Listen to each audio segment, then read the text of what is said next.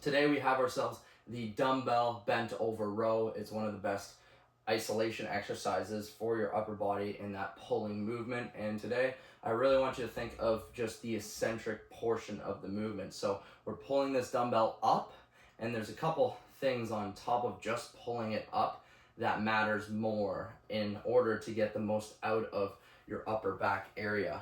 Typically what happens is when most athletes try and accomplish this exercise, what they do is they don't use enough stability with what they have. So typically most athletes will start by just like doing it like this, but I want you to start on a bench like this where we're half kneeling and we're almost like our back is flat as if we're out in the middle of our RDL. So couple of things. You need a bunch of different points of contact. So the first point of contact is going to be laying your knee on the surface or the middle of the bench. It doesn't really matter what type of bench it is, just put your knee on the bench.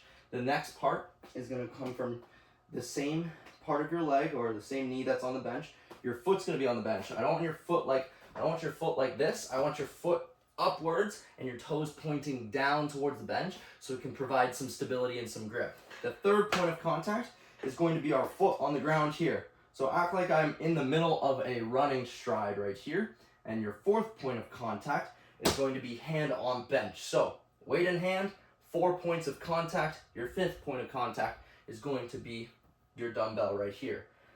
What's going to happen here? When I'm pulling through this motion, a lot of players, no matter what, will just try and pull up like this. We see this pulling up motion.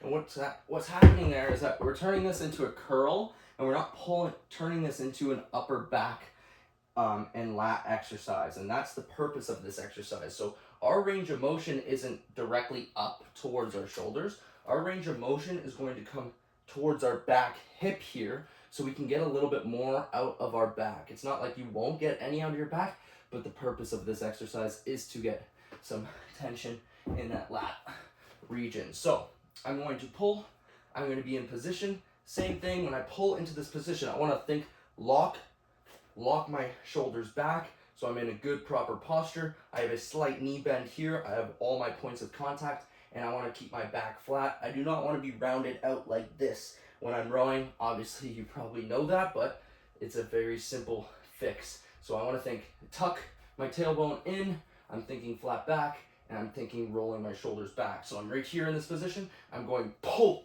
towards my hip, down. Pull towards my hip, down. And now I'm going to go nice and slow in this progression. So it's pull, 1, 2, 3. Pull, 1, 2, 3. Pull, 1, 2, 3. You can see I'm not pulling towards my hip here. I'm actually pulling to the outside of my body here, and you're going to feel so much more tension than you would with a regular pulling exercise. So hopefully that makes sense. Hopefully you get those points of contact. My knee, my foot up, my foot down, my hand on board, and me grabbing the weight. Good luck, have fun, take your time on the way down, and really pull yourself up.